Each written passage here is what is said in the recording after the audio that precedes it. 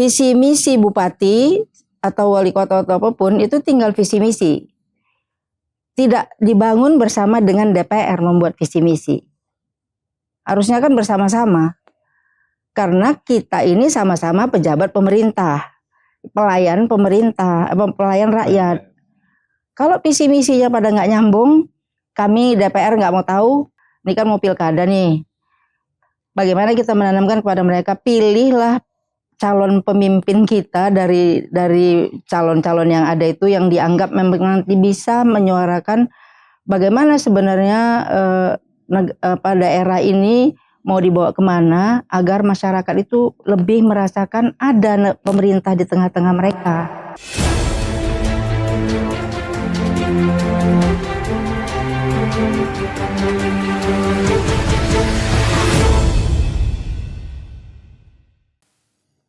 Selamat datang di UTAS Kemitraan, podcast yang membahas soal isu tata kelola pemerintahan di Indonesia. Kemitraan sedang ada di Medan, melakukan pelatihan beserta peserta dari berbagai latar belakang partai politik yang ada di Medan dan Sumatera Utara. Bersama saya sudah ada Ibu Hajah Saadah Lubis, Wakil Ketua DPW Partai Persatuan Pembangunan Provinsi Sumatera Utara, bidang perempuan dan anak. Assalamualaikum. Waalaikumsalam warahmatullahi wabarakatuh. Apa kabar, Bu? Baik, insya Allah. Bu, apa kegiatannya hari ini, Bu? Hari ini kita masih hari kedua nih di pelatihan yang diadakan oleh kemitraan di Hotel Adi Mulia. Baik, sebelum kita bicara pelatihan ya, Bu ya. Saya pengen tahu latar belakang Ibu Saadah kan. Kemarin kan kita sempat diskusi kalau Ibu pernah menjadi PNS ya, pejabat begitu ya di Kabupaten Deli Serdang ya. Sempat menjadi Kepala Dinas Pendidikan, terus kemudian juga asisten 2 bidang ekonomi dan pembangunan. Nah, pengalaman di birokrasi setelah pensiun kemudian terjun ke partai politik. Apa tujuan utama Ibu masuk ke partai politik? Saya di pemerintahan diawali dari seorang guru SD itu tahun 78 di usia 18 tahun. Berjenjang terus peningkatan karir sampai pada tahun 2011 saya menjadi Kepala Dinas Pendidikan di Kabupaten Deli Serdang selama 5 tahun. Setelah itu saya diangkat lagi oleh Bapak Bupati menjadi asisten perekonomian pembangunan. Tahun 2018 memang sudah waktunya 60 tahun saya pensiun. Setelah pensiun saya ini agak bingung sih mau kemana, mau ngapain, karena saya setiap hari kan bekerja begitu. Coba-coba mendaftar ke salah satu partai politik, yaitu Partai Persatuan Pembangunan. Karena saya kira di usia saya yang sudah 60 tahun, lebih baiklah saya memilih partai yang memang bernuansa Islam. Mulai dari mendaftar lalu mencalek, insya Allah menang. Mulai dari tahun 2019 sampai saat ini, saya masih menjadi anggota DPRD Deli Serdang karena bulan 10 nanti Oktober, tanggal 14 Oktober baru pelantikan yang baru. Berarti saya masih dewan dong. Iya, siap. Masih Ibu Dewan ya, Bu ya? Iya. Di Deli Serdang. Iya. Nah, sementara untuk tujuan utama masuk ke partai politik? Iya. Saya agak ragu ketika di pemerintahan, ketika kita turun ke lapangan, baik sendiri maupun bersama Bapak Bupati, kita selalu disiapkan hal-hal yang baik. Bagaimana dengan ini nih? Oh ya udah bisa. Oh, udah Pak, udah beres Bu, udah. Lalu saya berpikir begini, bagaimana kalau nanti saya menjadi anggota DPRD sebagai wakil rakyat? Apakah berbeda gitu? Itu tujuan saya sebenarnya. Ingin mengetahui Republik Indonesia ini seperti apa sebenarnya masyarakatnya. Kok setengah mengeluh, tapi kalau di depan pimpinan-pimpinan semua bilang, yes Pak, yes Ibu gitu. Semua beres ya, Bu? Semua beres, bagus, pelayanan bagus gitu. Nah setelah saya dilantik, pertama sekali itu memang reses kebetulan. Bulan 11 2019 kita diawali reses. Reses itu kan menjemput aspirasi masyarakat. Kita kumpulkanlah masyarakat Deli Serdang, khususnya Dapil 2. Saya di Dapil 2. Mulailah kedengaran celotehan-celotehan masyarakat, apalagi mereka tahu saya ini kan baru. Semualah dikeluarkan, bukan hanya infrastruktur, mulai dari UMKM, pendidikan, kesehatan, semua. Sampai-sampai pengurusan KTP yang tidak berbayar ternyata berbayar, begitu-gitu. Mulailah kita telusuri, dan saya tidak juga menjelek-jelekkan pemerintah kepada masyarakat, karena kan saya bagian dari sana tadinya. Kita hanya menjembatani. Apa yang ada di masyarakat, saya panggil kepala dinasnya, ini bagaimana? Ayo sama-sama kita turun. Akhirnya sedikit demi sedikit, tapi persentasenya kan kecil, kami 50 orang loh. Sayanya satu bagian gitu. Agak-agak manja jadi masyarakat kepada saya. Mereka mengadu, dan karena bisa tersautin seperti itu. Ada kebahagiaan tersendiri, walaupun akhirnya kita itu dianggap dewa. Kenapa? Masyarakat ternyata menganggap dewan itu karena mereka pilih, semua bisa teratasi. Jadi mulai dari finansial kita siaplah untuk habis, waktu juga begitu. Tapi ada kepuasan saya.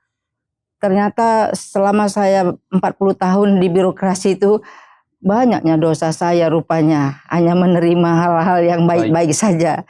Sekarang mulailah ngapus-ngapusi dosa dikit-dikit. Jadi ada kebanggaan saya sebagai anggota DPRD itu. Jadi masuk partai politik malah justru menghapus dosa-dosa ketika... Oh ya, insya Allah, amin. Iya. Karena jadi tahu persoalan di dan keluarga. Kita pelan-pelan kita atasi, termasuk BPJS. Ironi sekali, masyarakat ini sebenarnya nggak tahu apa-apa loh. Makanya kalau dikatakan pun birokrasi seperti apa sebenarnya yang sekarang berada di tengah masyarakat. Mereka tidak tahu. Yang mereka tahu nanti kalau ada pemilihan tuh ada bagi-bagi. Jadi kalau yang nggak ngasih nggak usah dipilih. Sampai di situ loh pengetahuan masyarakat. Terus mau kita bawa kemana negara ini kalau masih itu terus menerus. Untunglah kemitraan ini datang, memberikan satu wejangan, tapi kami pun nggak tahu bagaimana kami menindaklanjuti, siapa kawan kami gitu. Kemitraannya balik nanti ke Jakarta. Nah, jadi masyarakat itu tidak tahu. Contoh, mereka tadinya buruh di perusahaan, buruh lah kita katakannya, makan gaji itu kan buruh ya.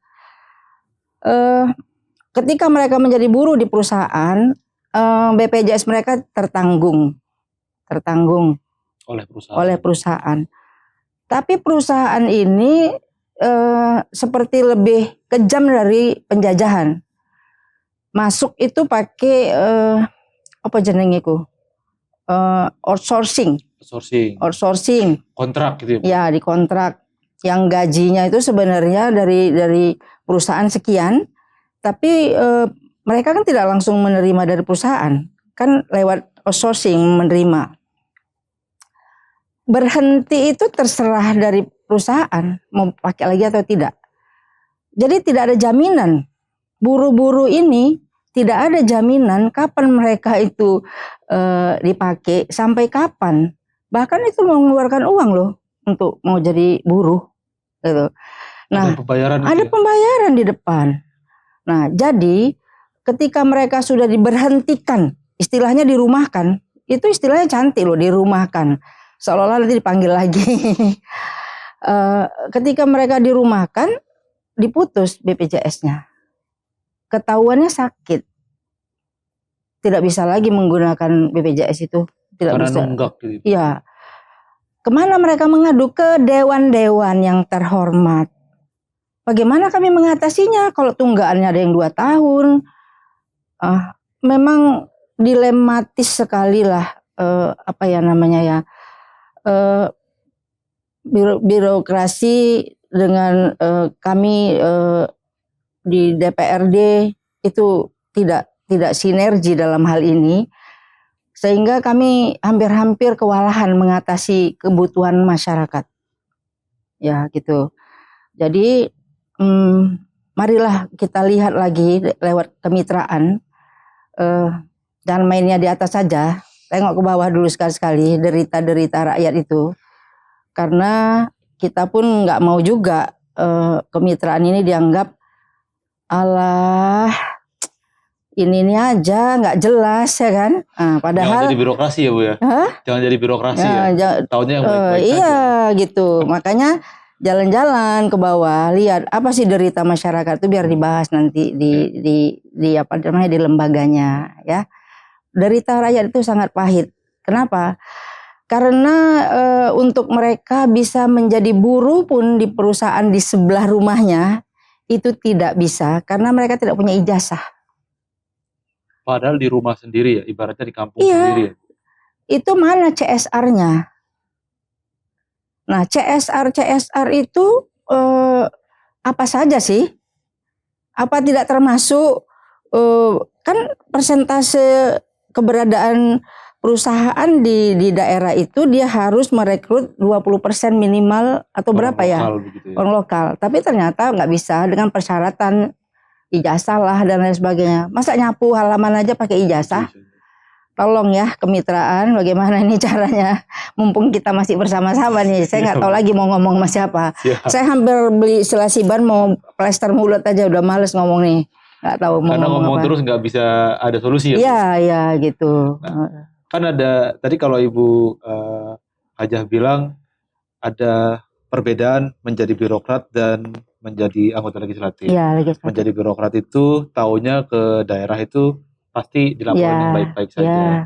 Sementara ketika jadi legislatif justru tahu realnya, justru tahu kenyataannya kalau ada persoalan. Iya, banyak sekali. Sementara di sisi lain ada komunikasi yang belum terbangun secara baik antara legislatif sama birokrasi. Ibu kan pernah di birokrasi dan sekarang di legislatif. Apa sih kira-kira solusinya untuk menghubungkan antara dua kutub ini, birokrasi dan legislatif? Kita juga nggak bisa mengatur siapa nanti harus jadi pejabat di daerah ini. Karena sistem yang terbangun sekarang, kalau saya bilang money politik nanti salah saya. Siapapun bisa menjadi pejabat pemerintahan, walaupun latar belakangnya nggak tahu, tapi persyaratannya tamat ini udah, kompetensinya kan nggak dipakai. Artinya nggak sampai ke sana penilaian untuk menjadi seorang bupati, wali kota, gubernur, dan bahkan presiden, wakil presiden seperti itu. Sehingga tidak terukur jadinya visi misi bupati atau wali kota atau apapun itu tinggal visi misi. Tidak dibangun bersama dengan DPR membuat visi misi. Harusnya kan bersama-sama. Karena kita ini sama-sama pejabat pemerintah, pelayan pemerintah, pelayan rakyat. Kalau visi misinya pada nggak nyambung, kami DPR nggak mau tahu bagaimana. Begitu juga dengan cara masuknya anggota DPR. Dari mana? Tamatan saja kan yang dipakai, kompetensinya kan nggak ada. Sehingga berkecamuk di mana-mana, di pemerintahan berkecamuk, di DPR juga berkecamuk begitu. Nah, di mana nih mau disatukan gitu kan Mas? Duduk bareng dong. Begitu bupati, wali kota, gubernur terpilih, duduk bareng dulu. Dengan dewan. Ya, satukan visi misinya. Kalau memang perlu ada yang ditambahi atau dikurangi, sama-sama. Jadi tidak saling menyalahkan. Mungkin itu solusi yang dari saya, yang sok ngerti. Tapi dari duduk bareng itu kan kemudian muncul diskusi. Iya, kan Forkompinda ya. Akhirnya membangun kerjasama, membangun kemitraan. Iya. Dan sebaiknya lagi ketika peran dan fungsi kami sebagai pengawas turun ke lapangan itu harus didampingi sama pejabat dari pemerintahnya. Supaya laporan kami itu tidak dianggap mengada-ngada gitu. Kadang untuk bersama ini ada aja alasan dari pemerintahnya, OPD-nya kan. Gitu. Itu termasuk yang tidak bisa bersinergi tadi. Baik, ini pengalaman Ibu sekaligus tidak hanya di birokrasi tapi juga di legislatif. Iya. Nah, sekarang kembali ke Ibu Saadah. Kan posisinya ada anggapan kalau perempuan di politik termasuk di partai politik begitu, Ya. belum mendapat posisi yang setara dengan laki-laki. Apakah Ibu Saadah juga merasakan itu? Ya, saya juga mau tanya dengan pembuat peraturan itu gitu. Itu dibuat peraturan salah-salah kah atau tidak dilihat dulu di lapangan seperti apa? Betapa sulitnya perempuan untuk masuk menjadi seseorang yang harus mengimbangi laki-laki. Laki-laki itu egoisnya tetap egois. Mereka tidak peduli dengan perempuan mau masuk, mau apa, yang penting adu suara, kan begitu. Kalau dari saya sebenarnya kami itu bukan orang lemah. Perempuan itu bukan orang lemah. Diawali dulu dari Bunda kita Kartini, itu udah menampakkan kalau perempuan itu kuat loh, bisa loh. Dan kita untuk single parent lebih bisa daripada laki-laki, begitu. Nah, kenapa kita sepertinya lemah? Sepertinya lemah itu karena undang-undang itu tidak juga pro kepada perempuan. Contohnya apa? Kalau memang 30% itu harus ada di legislatif, itu loh. Kenapa nggak dimudahkan aturannya? Misalnya, kalau standarnya nanti sekian suara yang harus didapat, tapi bagi laki-laki, kok bagi perempuan sekian cukup. Ini kalau seperti itu dibuat jumlah suara yang berbeda antara laki dan perempuan, kami semangat dong.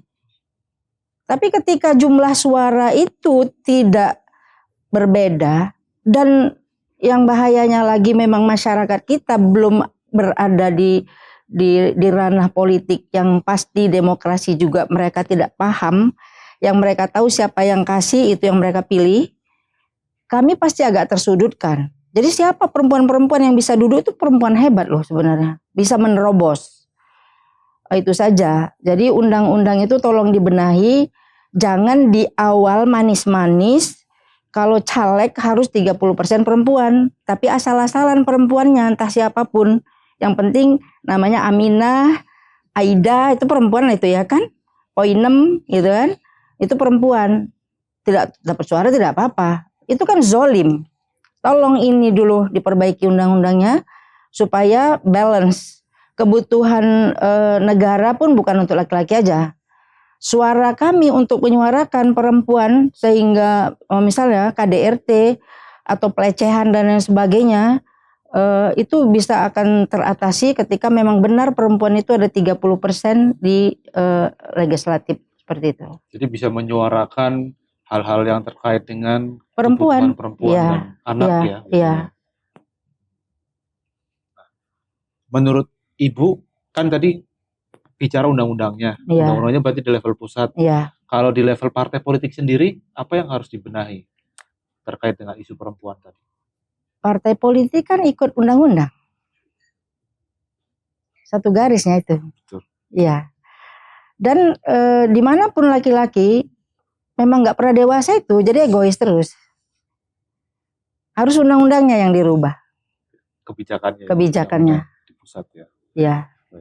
Nah, tadi kan bicara soal Ibu menjadi anggota dewan berarti 2 periode ya. Baru satu periode ya. Berarti ini akan yang saya tidak lagi. Tidak dewan lagi. Saya mungkin bareng nanti nih, tapi NGO lain mungkin ya. Siap. Berarti setelah dari birokrasi, legislatif, terus kemudian NGO. Oh iya mungkin. Baik, siap. Karena semangatnya tadi ya. Iya. Kita mau berpahala loh. Karena Tuhan mendatangkan kita ke dunia ini sebagai khalifah. Sebelum nyawa kita dicabut, kita harus berbuat walau sedikit pun untuk kebaikan, kan gitu kan? Betul. Iya. Nah, Ibu kan ikut pelatihan partai politik berintegritas. Iya. Boleh bercerita soal apa sih yang Ibu dapatkan selama 2 hari ini di kegiatan pelatihan politik berintegritas? Ya, baik. 2 hari ini, hari kedua ini ya, kita mengikuti pelatihan yang yang diselenggarakan oleh kemitraan ya. Kemitraan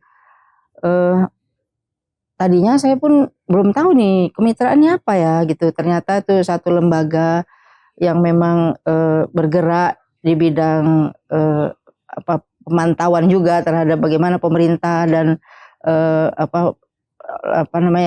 partai-partai gitu. Semangat anak mudanya yang saya lihat memang serius, semangat. Kan ini penyelenggaranya seperti masih muda-muda semua. Dan kalau boleh dilihat tuh tanggal lahir saya paling tua di sini. Saya senang dan memang sungguh-sungguh sepertinya melaksanakannya. Waktunya juga memang diatur sedemikian rupa dan tidak ada 1 menit pun yang terbuang. Tapi apa sih sebenarnya yang diharapkan dari kemitraan ini, dari lembaga kemitraan ini terhadap kami yang dilatih? Apakah nanti ada hasilnya? Kan gitu kan, RTL-nya seperti apa nanti? Ketika kami juga hanya bagian dari partai, bukan penentu di partai. Jadi kami juga akan bingung pulang kalau tidak bisa juga ngapa-ngapain sesuai dengan harapan dari lembaga kemitraan. Tapi yakinlah kami yang hadir ini setidaknya udah dicuci otaknya sedikit untuk lebih baik lagi melihat partai politik yang berintegritas seperti itu. Dari 2 hari pelatihan ini, apa yang kemudian paling diingat sama Ibu? Yang paling diingat itu penekanan, janganlah tetap seperti yang biasa-biasa saja. Mulai balik dari sini, belajarlah untuk luar biasa, melihat politik ini adalah harus politik yang berintegritas, seperti itu. Kalau boleh tahu, menurut versi Ibu, integritas itu apa sih? Integritas itu ya pastilah yang sesuai dengan harapan semua, baik itu pemerintah maupun masyarakat. Jangan neko-neko, kan gitu kan, jangan neko-neko, jangan ada kepentingan di atas kepentingan, memperkaya diri sendiri dan sebagainya, termasuk money politik dan sebagainya tuh. Jadi menanamkan itu di masyarakat yang sudah stadium berapa nih kalau dianggap penyakit, itu kan harus pelan-pelan, dimulai nanti mungkin dari keluarga dan orang sekitar. Ini kan mau pilkada nih, bagaimana kita menanamkan kepada mereka, pilihlah calon pemimpin kita dari calon-calon yang ada itu yang dianggap memang nanti bisa menyuarakan bagaimana sebenarnya daerah ini mau dibawa kemana agar masyarakat itu lebih merasakan ada pemerintah di tengah-tengah mereka. Itulah mungkin salah satu hasil yang kita bawa dari sini. Tolong dong sampaikan, jangan money politik kan gitu. Nah, itu mungkin Mas. Iya, baik. Pertanyaan terakhir Bu Saada. Iya. Harapan Ibu untuk bicara Sumatera Utara gitu ya, ke depan. Dan yang kedua, harapan Ibu untuk Indonesia secara keseluruhan. Itu apa Bu? Ya pastinya sesuai dengan Undang-Undang Dasar 45 ya. Sesuai dengan pembukaan Undang-Undang Dasar 45 itu di pasal 4 itu kan. Apa itu? Kesejahteraan. Iya itu. Dan nilai-nilai Pancasila itu jangan ditinggalkan. Walau itu untuk Sumatera Utara, ya pastinya untuk negara Republik Indonesia. Itu yang umum lah, sudah seperti itu. Harapan kita semua mungkin. Baik, terima kasih Ibu Saada atas diskusinya. Senang sekali bisa berdiskusi dengan Ibu Saada. Amin. Semoga Ibu Saada tetap mewarnai Sumatera Utara. Amin. Menjadikan perempuan, anak di Sumatera Utara lebih sejahtera dan terperhatikan ya. Betul. Terperhatikan dan mendapatkan hak-haknya. Ya, hak-haknya. Ya. Baik, terima kasih teman-teman. Kita ketemu lagi di UTAS Kemitraan selanjutnya. Ya. Bu, terima kasih banyak.